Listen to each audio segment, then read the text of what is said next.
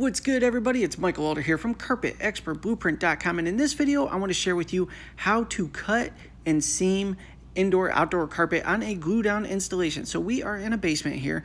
The long-running seam is actually already done, so we are going to put the cross seam together on this particular product, and as you can see, I'm just trimming it down along the wall to get some of the excess out of my way before I actually cut the seam and put it together. So you're going to see me get rid of some of the excess here, get it laid down so I know exactly what I'm cutting into. And the key to this, as I say always, is a fresh blade.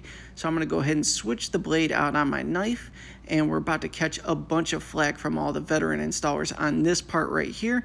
But I want you to get the carpet nice and down and tight, and then just double cut right through both pieces of carpet like it's no big deal at all. Cutting through some butter carpet there. Boom. Both layers are cut through. We used a brand new sharp blade for that, because if anything's slightly dull, you're going to get strings running everywhere. It's going to be all bad. So go ahead and remove the top piece. And then when you go to pull out the piece below it that you had cut through, you want to take your time on that so you don't get any runners. That's the AC44 seam sealer there, who still is not sponsoring the show. You guys need to go ahead and send me some money because I represent them all the time. But now we're on the piece below. Take your knife and just cut through any areas that you did not get on the first round slowly, because like I said, if you pull it, strings are going to run. But once you get cut all the way through all that, and it's clear, you see that one string at the end there go? You don't want that to happen. It's okay when it's at the wall side, but definitely don't want that.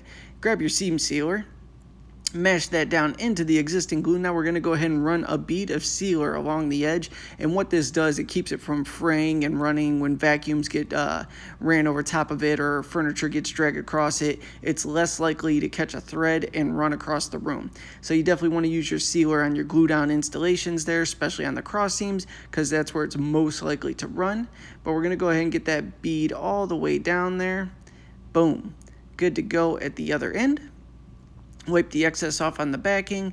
Then I'm going to go ahead and drop it in, put it together. And I do this little swoop technique here to get some glue on the edge of the other piece. See how I'm getting that there?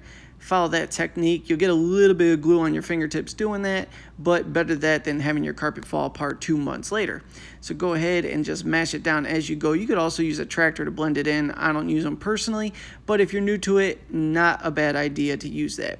So we got the first half down. We're going to go ahead and do the swoop for the second half. Make sure all parts are in the seam there, and we are good to go. See how simple that was? Now, within an hour's time, that sealer will be dry. You are good to go. You can buzz the vacuum over it the next day if you want. Everything's cool. So, as always, I appreciate you tuning in, and thank you so much for connecting. I will see you on the next video.